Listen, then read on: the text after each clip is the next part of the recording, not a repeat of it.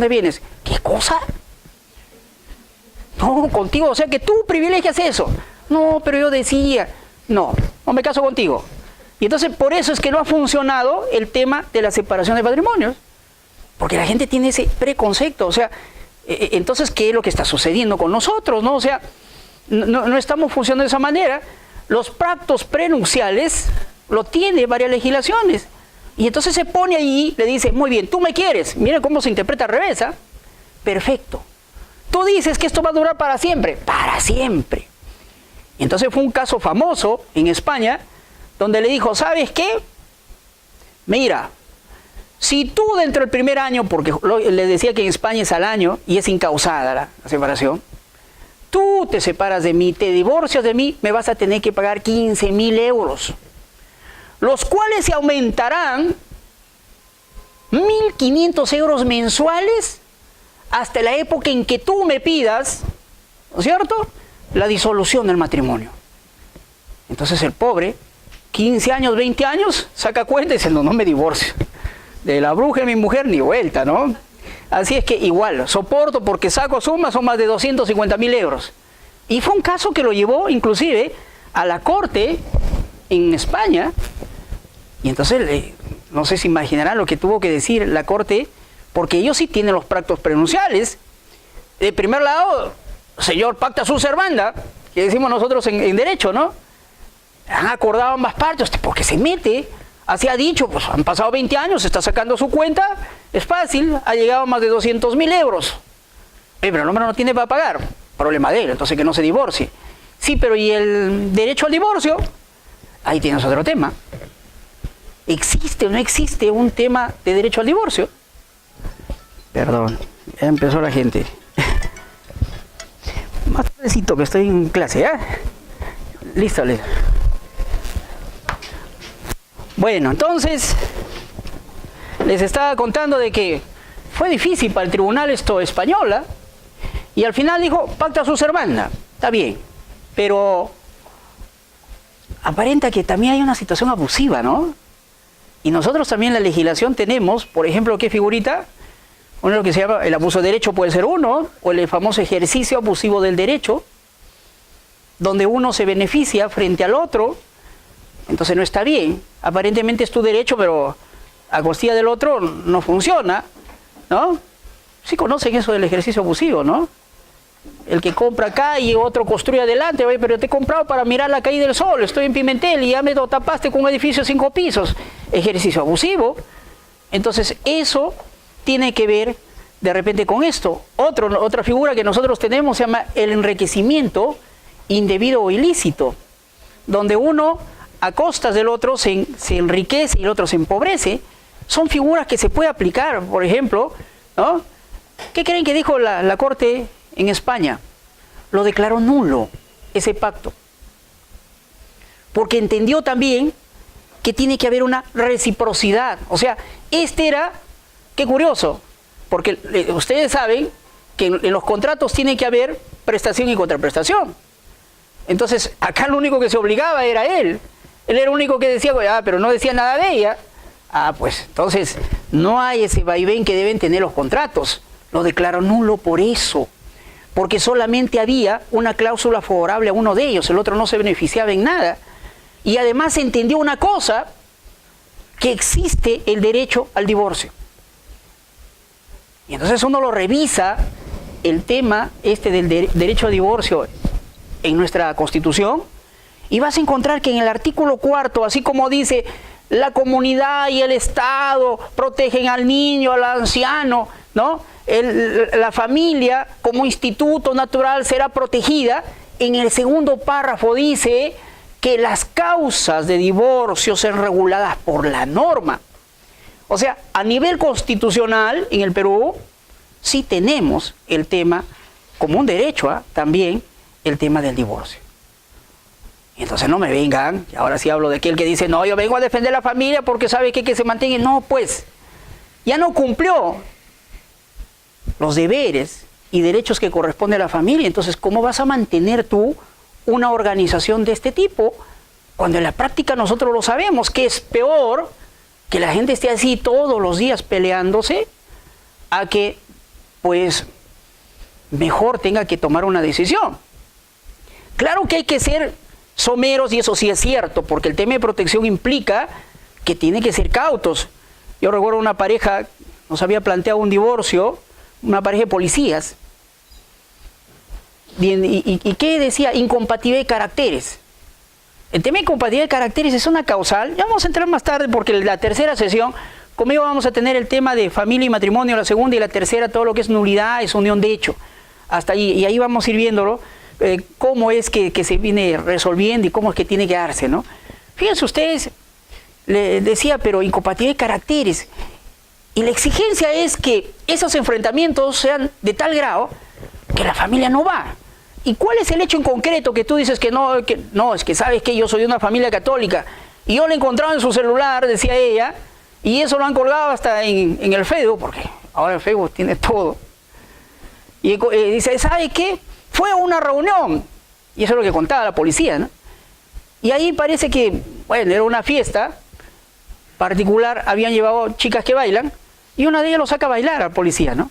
Y ya sabe, pues como saca a bailar, se sentó eso encima, le hizo que se siente, y bueno, pues en ese momento, no sé si te queda decir, sabe que yo no bailo, y la gente se ríe de ti también, ¿no? Porque sucede esas cosas, entonces no te queda otra cosa que seguir la secuencia, y eso se dio, y la chica, la esposa joven, porque era una pareja joven, con un niñito también, pequeño, entonces dijo, no, incompatible de caracteres. Nosotros le dijimos, no, ahí tiene que ver, porque eso tiene que ver ya con salud. Creo que alguien tiene que ir guiando esas cosas. Tampoco podemos nosotros, frente a cualquier circunstancia, decirle que hay una situación de rompimiento. Creo que también hay que entender una cosa.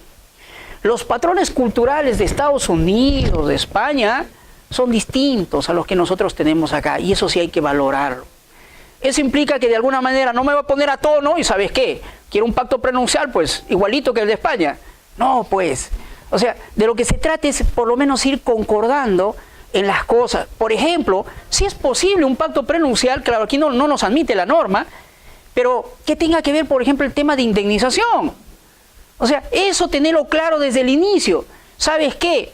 Mira, si nos separamos de acá, me vas a pasar una pensión. Mira, si nos separamos, estoy abandonando a mis papás y todo, estoy yéndome contigo, tengo derecho, como en España le ponen, a que tú me des una casa. Entonces son exigencias que de alguna manera estabilizan lo que hemos pretendido hacer al revés nosotros. Con la intromisión de la causal de separación de hecho, ¿no? La modificatoria del 345A, ahí le hemos puesto, ubique usted a la persona más perjudicada y adjudíquele la casa o póngale indemnización. ¿No es cierto? Muy bien. Se dieron cuenta que en derecho de familia tenemos un montón, por eso que acá ni el tiempo que vamos a estar vamos a tener, pero lo que yo quiero es que ustedes se lleven, fíjense, y que realmente a ustedes los motiva esto, de derecho de familia, hay muchas cosas que tienen que ver con, y ir trabajándolo porque tiene que haber, por eso que aquí vamos a entrar a entender principios. De inicio quería decirles, ahí traía una diapositiva, pero lo digo así nomás, Sopravleschi es un juez italiano que analiza él, es de la época del neoconstitucionalismo, con Roberto Working y todo esto, ¿no? Que ahora se habla mucho de cómo es que debe analizarse. Tiene que ser desde el punto de vista constitucional, ¿no es cierto? Ya no vale la ley. Y por último, la ley ha quedado limitada. La ley que tenemos solamente es un referente. Si tú te basas en la ley, no vas a resolver el problema. Solo coge el artículo 400 del Código Civil. Negación de reconocimiento. 90 días a partir del nacimiento del niño. O sea, a los 15 años tu mujer te dice, ¿sabes qué? Bueno, como ya no estamos divorciando, por si acaso, el Tito, nuestro hijo, eso no es tu hijo, ¿eh? El hombre salta. Eso no, un ADN, ahora que está de moda. Se va a un proceso de ADN y de repente si logra, y es cierto, no es hijo. Pero entonces le dice, ¿sabes qué? Todos los hijos nacidos entre matrimonios son hijos del matrimonio. Se acabó. Y para poder impugnar, 90 días. Entonces ya pasó. ¿Y el término de qué es? ¿De prescripción o de caducidad? ¿Caducidad? Porque en materia de derecho de familia casi todos son términos de caducidad. Ya vamos a ver cuando hablemos de nulidad de matrimonio. determina la homosexualidad de uno de los integrantes. Dice 6 meses para poder pedir la nulidad. Claro, felizmente que ahora hay causal también de divorcio, ya no de nulidad, sino de divorcio, por homosexualidad sobreviniente, que todo el mundo se ríe de sobreviniente. Lo más probable es que eso ya lo llevaba, ¿no? Pero es difícil pensar en que alguien pueda sobrevenir cosas así. Pero los plazos en derecho de familia son de caducidad. Y entonces, ¿qué hacemos cuando te vienen con una impugnación de paternidad? Dice, sí, lo reconocí porque yo consideré que mi esposa me dijo. Y además, lógicamente, pero después resulta que no es tu hijo. Y entonces ahí entra en pugna, ¿no es cierto? Primero tiene la ley. Aparentemente no te puede movilizar. ¿Qué se ha hecho?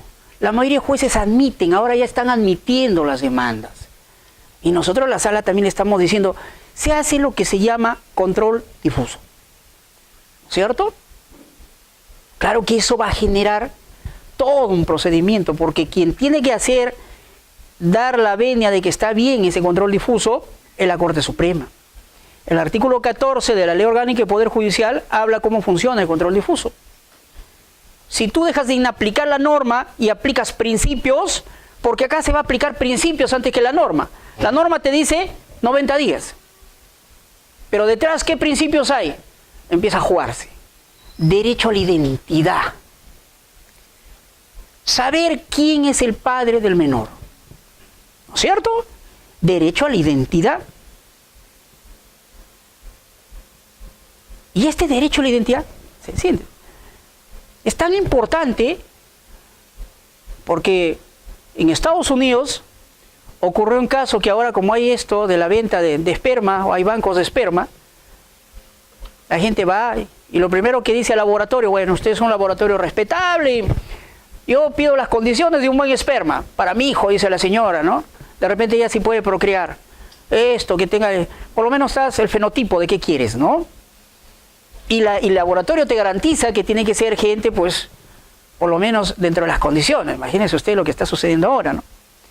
Y finalmente hace la procreación in vitro, después instalan en un útero y finalmente nace.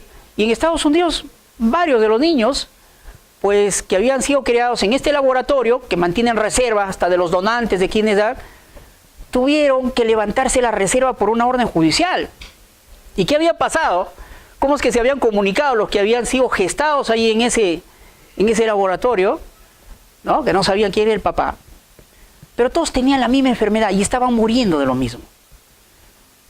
Y entonces dijeron, no, pues algo ha sucedido. Queremos saber quién es el donante, porque de hecho el donante ha sido un enfermo. Genéticamente ha trasladado eso. Y el juez tuvo que dar eso. El problema era que quien había dado todo el esperma era el director, el propietario de la empresa, y que justo había fallecido de esa enfermedad.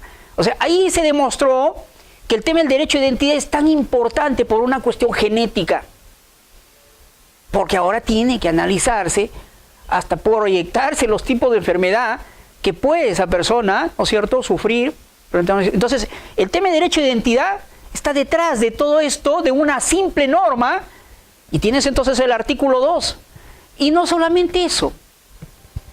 Te vas a la Convención de los Derechos del Niño y vas a encontrar una norma donde dice, todos los niños tienen el derecho de conocer sus padres. Claro, agrega más, y ser criados por ellos, dicen. Y entonces empezamos a mirar, y ahí dice la Corte Suprema, yo tengo hasta 7 fallos que he ido revisando de los últimos, posiciones distintas de la Corte Suprema. En un primer momento cerraba, no pues, no se puede. Acá lo que tenemos que respetar es lo que ya está decidido. Ese niño no puede cambiar de padre ya a esta edad de 14 años. Tiene una vida, tiene un apellido, tiene una familia, y por más que el otro diga, ah, ¿sabes qué? Ahí tengo una sentencia donde le dice, está bien, pues, has ido al laboratorio, y el laboratorio dice que tú eres el padre, te felicito, pero tú sigues siendo el padre, porque la concepción de padre es mucho más amplia. No es solamente una vinculación consanguínea, sino una vinculación hasta espiritual. Y esa posición tiene asidero, o sea, después que ha hecho la Corte Suprema, ya empezó a ablandar. Hay otra ejecutoria donde le dice, sí, hay que admitir y verificar quién es el padre. ¿Ya? Pero eso sí te pido, le dice al demandante, que me emplaces al verdadero padre, porque el niño no puede estar sin un padre. De tal manera que cuando yo te diga que ya tú no eres el padre, tenga que decirle al otro, ¿sabes qué? Tú eres el padre. De tal manera que haya una secuencia de paternidad. Qué curioso, ¿no? Y el pobre tiene que, pero entonces ¿dónde? ¿Dónde saco papá? Y la tercera posición ahora es decirle, ¿sabes qué? No, acá hasta por el menor hay necesidad de saber, y eso bajo la concesión que hablo de los casos de Estados Unidos que fue hace 2 años, ¿eh? Se necesita saber quién es el padre. Y no interesa si se sepa quién es el verdadero padre o no. ¿Sabes qué? En todo caso se quedará, porque nosotros hemos inventado formas, con el apellido de la mamá. Entonces, son posiciones que están allí. Por eso es que el derecho de familia, usted lo ven, está latente la forma como tenga que resolverse. ¿Ya? Muy bien, larga introducción.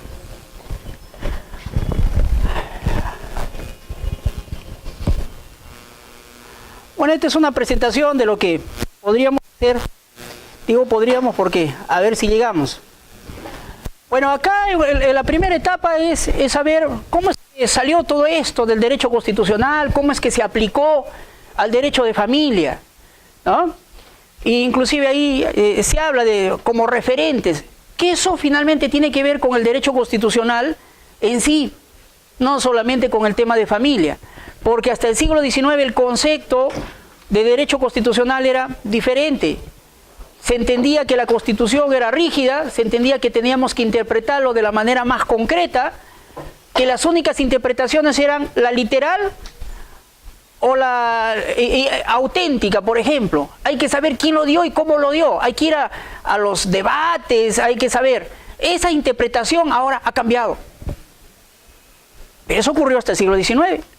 El siglo XX, la primera etapa es, por ejemplo, una emergencia grande de derechos, porque se dieron constituciones interesantes que empezaron a recoger los temas de familia. La Constitución de Weimar, la Constitución de Querétaro, fueron las constituciones más resaltantes de cómo es que funcionaba el derecho constitucional. Por fin se habló ya de una familia. A pesar de que ustedes saben que desde hace muchos años la familia era el centro de todo, ¿no? Y creo que nuestros incas nos han demostrado más aún. Saben que el tema de familia fue un tema político-económico, porque los ayllus eran familias con su propia costumbre, con su propia idiosincrasia, y así aprendieron a desarrollarse y tenían sus propias reglas de conducta, que aún se mantienen. Si había que hacer camino, lo hacían todo, lo hacían todos. Si había que construir, lo hacían todos. De tal manera que se trabajaba ese concepto de familia desde esa época. No es que sea una situación nueva, sino es una situación que se ha venido dando, ¿no? Se ha venido gestando. Entonces, fíjense ustedes cómo es que se ha dado en el incanato, ¿no? Ahí ustedes tienen figuras hasta como el Aini, ¿no? La minca, el trabajo comunal para el deshierro, para la siembra, o sea, todo lo hacían en grupo. Bartolomé de las Casas, que es uno de los historiadores en el siglo XVI que más ha descrito esto, inclusive habla que las familias en el incanato no eran monogámicas. Mucho cuidado con esto, ¿eh? Porque eso tiene que ver más tarde con nuestros conceptos y valores. Y cuando lleguemos acá al siglo ya XX y XXI, ¿cuál es el tipo de familia que tenemos o que se ha recogido constitucionalmente o que tenemos en el mundo y en el Perú? Porque no se olviden que la familia también es un concepto cultural. O sea, es una creación, es una proyección de ser humano. Por más que decimos que es un tema natural. Pero si uno empieza a hacer investigación más allá, hay un libro que les recomiendo, y a los chicos siempre les digo, a veces en cátedra, que lean, porque de verdad está todo ahí. Es el libro de Federico Engels sobre el origen de la familia, la propiedad privada y el Estado. Es fabuloso, porque tiene, imagínense la conexión, ¿no? Familia, propiedad privada y Estado. Toda una vinculación, ¿ah? Y entonces, ¿cómo se dio? Y ahí habla de las familias que han existido en el mundo. Por ejemplo, hay una familia Punalúa que es la familia donde la convivencia, por eso que antes el tema de consanguinidad no interesaba. Se juntaban para sus vinculaciones sexuales entre todos, papá, hijos, era indistinto. Por eso que de ahí nace, y el tema por eso digo es cultural, porque más tarde van a ser límites. El Código Civil, ustedes lo han visto, tiene prohibiciones de matrimonio. No se permite, se prohíbe el matrimonio entre primer grado de consanguinidad. Papá con hijo no se pueden casar. Es incorrecto, culturalmente, inmoral. Bueno, pero si ustedes revisan los libros de Edipo Rey, Electra, en los griegos, de alguna manera se daba. Y el Inca, por ejemplo en el Perú, tenía que estar con su hermana, porque así era, la Coya era su hermana. Y aparte de eso tenía pues más princesas que lógicamente estaban con él. O sea, se permitía una amplitud, ¿no? Una poligamia, como se dice en términos adecuados, y ese era el asunto. O sea, este es un temita que a veces uno va y un poco trastoca, ¿no? El tema cultural, pero está allí. O sea, esto no lo estamos inventando. Federico Engels, que estoy hablando de este libro, hace todo un análisis de un estudioso, un científico que recorre el mundo, se llamaba Bauchofen, y él habla de los diferentes grupos. Inclusive se viene a las Amazonas y encuentra que la ginecocracia, que es el gobierno de la mujer, existió. Él dice que compruebe eso. Aparte que Francisco Orellana, cuando tomó, ¿se acuerdan ustedes? Se desvió pensando que se venía para el Perú y se fue por el río Amazonas y terminó en el otro océano, en el Atlántico, descubrió que las señoras existían. O sea, el tema de la ginecocracia es real. Y ahí no interesó definitivamente el asunto de que esto, bueno, el tema es de que la mujer tenga un concepto distinto ahora como lo estamos manejando, ¿no? Nosotros hemos llegado a un desarrollo cultural que es el tema de la monogamia, pero ese es un desarrollo cultural. Y nosotros nos hemos cuidado en la norma entonces de poner las prohibiciones y le hemos ido extendiendo. Segundo grado de consanguinidad, o sea, entre hermanos tampoco se pueden casar. Ah, no va pues. Y se extiende hasta el tercer grado. Sobrinos, tíos, no se pueden casar. Pero como la norma ahí misma ha dicho, pero ¿sabes qué? Ahí es otra cosa. Ahí, salvo una circunstancia necesarísima o necesaria, como dice la norma. ¿Y cuál es? Los jueces hemos interpretado así, que esté embarazada ella, que sea la tía o sea la sobrina, entonces el juez tiene que dar la dispensa y decir, ¿sabes qué? Te dispenso porque lógicamente es ya una familia, pero ¿cómo hemos soltado? Y los primos, ya no existe pues prohibición. Pero eso significa que tiene que hacer, no sé, ese es otro tema de libertad de la gente, pero nosotros eso lo hemos hecho como nuestro núcleo duro, ¿no?, de prohibiciones. Pero es un tema cultural, como usted lo ve. Entonces Bauchofen hizo todo ese recorrido y encontró lo que ha sucedido. Por eso que hacer una apreciación de lo que viene a pasar en las familias en el mundo, hay que tener mucho cuidado, ¿eh? Los musulmanes, ¿no?, se casan varias veces, tienen varias mujeres. Y entonces la cosa viene, yo recuerdo en Tacna, en la época del boom de los negocios, vinieron ahí, se creó la zona franca, vinieron muchos pakistaníes, de los que andan con los zapatitos enrollados que parecen de los cuentos, ¿no?, y sus pantalones, y tienen hasta un templo, ¿eh? Alguna vez que vayan a Tacna, hay un templo y ahí hacen su adoración, aún todavía quedan. Y las tacneñas, pues bueno, no quiero mal hablar, pero muchas de ellas dijeron, bueno, los chicos seguramente, bueno, pues se terminaron metiendo, pero lo que no sabían era que ellos seguían la poligamia. Y entonces pretendieron casarse varias veces. Un momentito, estás en mi país. No, pero mi costumbre versus norma del país. Yo traigo mi norma, mentira. Aquí tenemos un principio.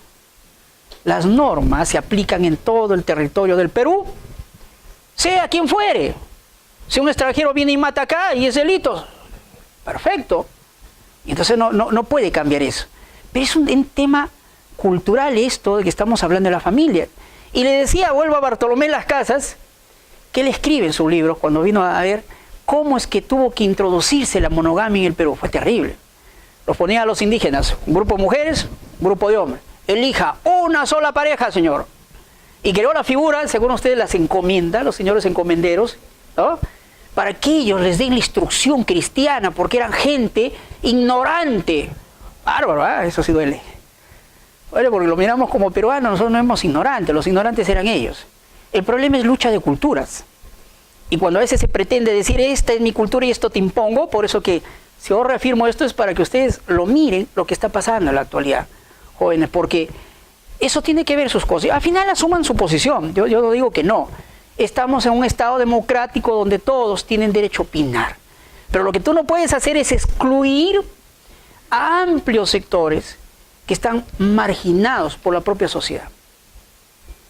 El Poder Judicial, por ejemplo, estamos en una campaña terrible de sobre todo entrar en la zona más marginada.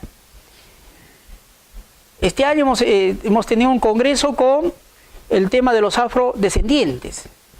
Y tiene razón, porque ellos también se sienten, no son muchos, pero son acá en el Perú. Y que históricamente han venido desde el siglo XVIII como esclavos y todo. Y acá en Chiclayo, en específico en Lambayeque, tenemos dos zonas, como es Saña y como es, ¿cómo se llama? Capote.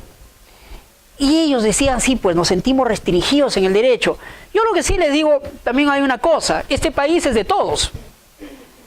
Y están de todos, que ustedes lo han visto, han venido los venezolanos, ya están vendiendo por ahí, están trabajando, o sea, al final han puesto parte de su esfuerzo.